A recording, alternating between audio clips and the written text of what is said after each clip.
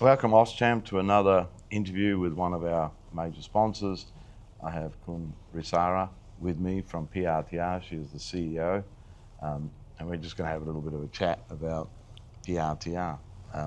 I guess what I'd like to start with is the PRTR story.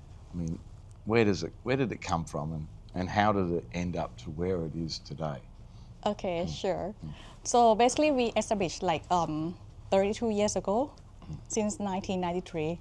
So actually, the founder, he's British, yeah, and he established this company. Start with recruitment.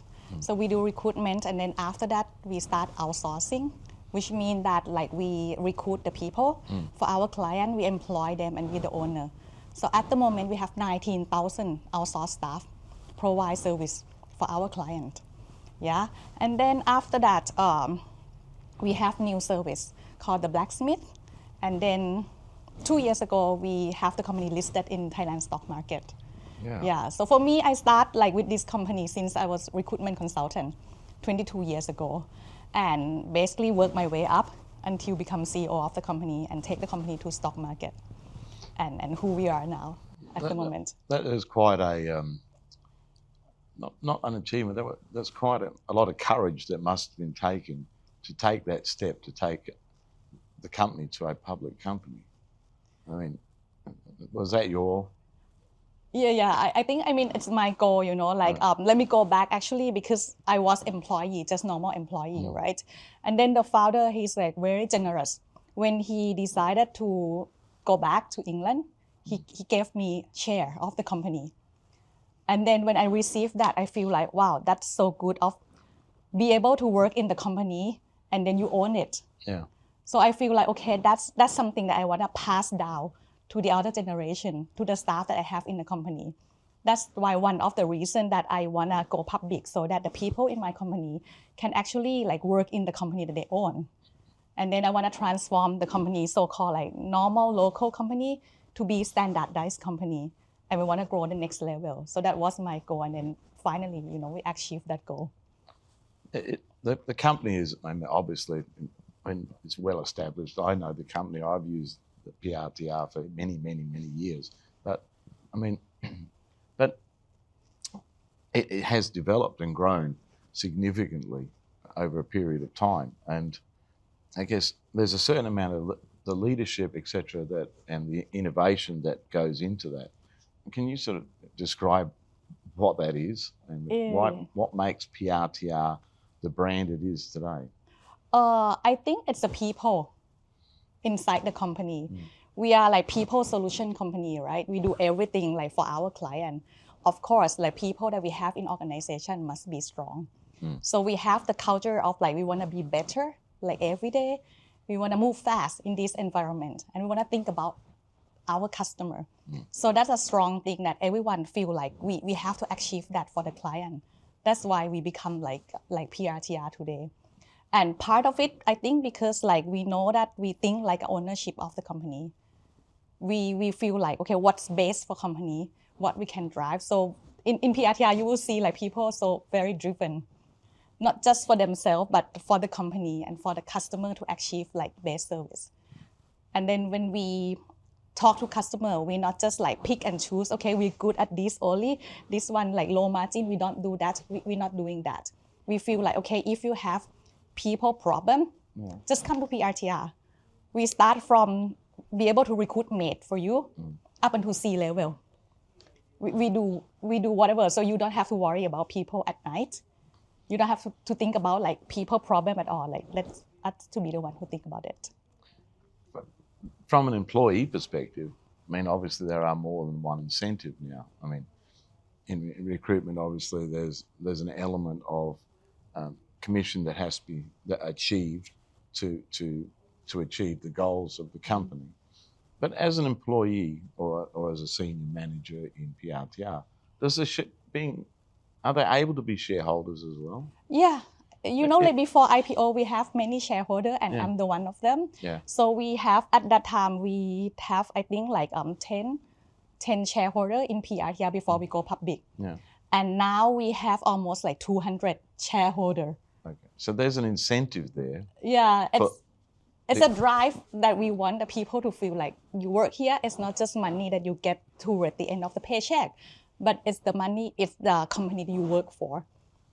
And that's something in return that people feel proud of it. It's an interesting concept.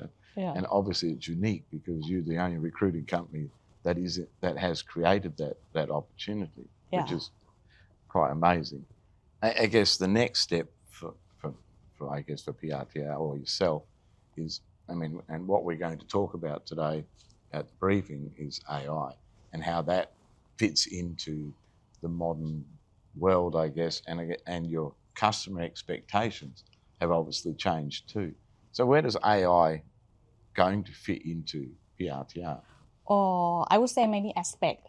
Start from the recruiter. Yeah. Like in the past, right? Like recruiter have to review lots of CV for the client, and client can wait like 2 weeks to receive like 3 CV. But now they can't anymore. Like the expectation changed. They like give you a brief today, tomorrow they want to see the CV, and the day after that they want to meet with the candidate already, right? So we have to implement all the tools, the AI for our recruiter to be able to let them work faster. So in the past, we look at CV and we might not find any good candidate. But now, like with the system, with the tools that we have, we key in some data, and then AI help us screen like who's the best match. And the recruiter can just talk to best match candidate. Okay. They don't have to screen through 100 CV.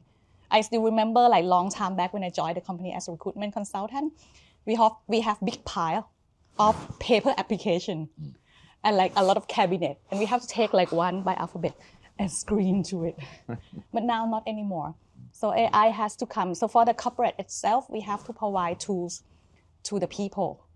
However, tool alone won't help if the people won't change behavior.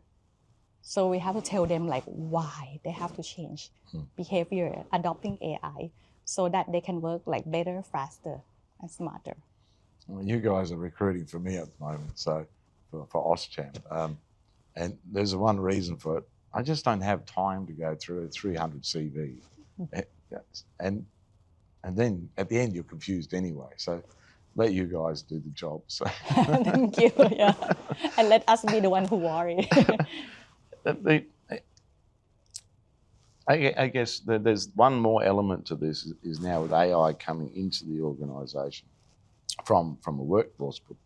So how are you going to manage the expectations of the employee, right? I mean, in some cases, people talk about the fear of people maybe losing their jobs, etc.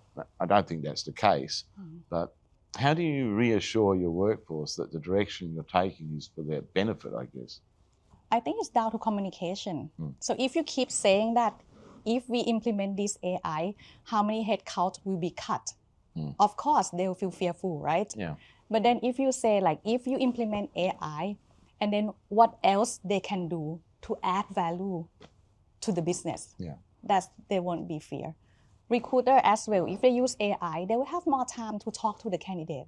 They will have more time to talk to customer, to understand not just something in CV, but something else outside CV, like all competency and the culture that customer wants. So if you spend less time on paperwork, repetitive work, you have more time to talk because we want people to talk. Yeah, same as like outsourcing service that we provide to the customer. If our HR busy doing payroll, like keying paperwork, they won't have time to talk to the staff. So fair enough. Yeah, so the thing is that like, but if you don't tell the people that you do some other value added job, they will think that job will be gone. So it's like explain them why. I think key is the key word is why they have to use AI and what's the benefit to them. That would help. And yes, you're correct in what you say. I mean, that is the ultimate aim. So, and that makes sense to me that the more interaction you have with the customer, especially the customer, about what their needs are, it's easier for you to adapt to what they require. So that's a great outcome. I mean, for me in Thailand, I've been here 22 years, so I've seen a lot of change in manufacturing, obviously, over that period of time. And you've seen quite a bit of change in the way recruiting has developed. So, as a CEO, what is your vision for the future for PRTR? Where do you see PRTR going or embracing new areas? Yeah, I would say like we don't want to be just the biggest HR solution for customer, and we don't want to stop just in Thailand, because we like listed already, so we want to be like broader, go to regional, yeah, and that's being in stock market allow us to be able to do that. So we want to expand further. We want to make sure, but not just to be the bigger, but to be trusted partner for our client. Yeah, so that's the vision of PRTR. We don't want to be someone who like, okay, PRTR, they're big, but they're not so good. You know, we want to be like the big one and the good one, the one that customer feel like they can trust. Same as the staff as well. We have 19,000 outsourced staff. We want to make sure that we provide good career for them, good work for them. By that's why we have the Blacksmith by PRTR that develop the people, train the people. We don't want to say just, okay, we do recruitment and payroll and, you know, like salary calculation, that's it. No, we don't want to be like that. We want to make sure that we are the one that can develop the people as well. Because I feel like no matter like AI coming in, technology coming in, but people still key to the success of the company. So that's our role to help, you know, doing that. I remember using Blacksmith with my last company, but it did teach me one thing about the team that we allowed to use the courses. We found out very quickly which ones were engaged and which ones weren't, because of the way they managed through Blacksmith. So it was interesting. So that's good. So if you expand regionally, is that going to help you with I guess cross-border capabilities for recruitment as well? Yeah, that's right. Because now it's like this world like borderless, right? Yeah. We don't talk about which country you're in. It's more like which skill do you need.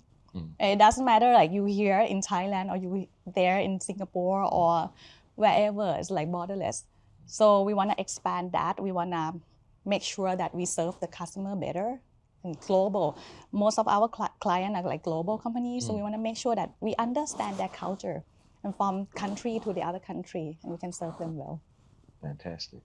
All right. Thank you, Risara, for your candid conversation, and I'm sure that our AustCham members will appreciate some of the topics that we covered, and we have a briefing coming up, so I guess you're going to go into more depth on the AI side. But thank you very much for the interview and for the responses. Okay, thank you very much.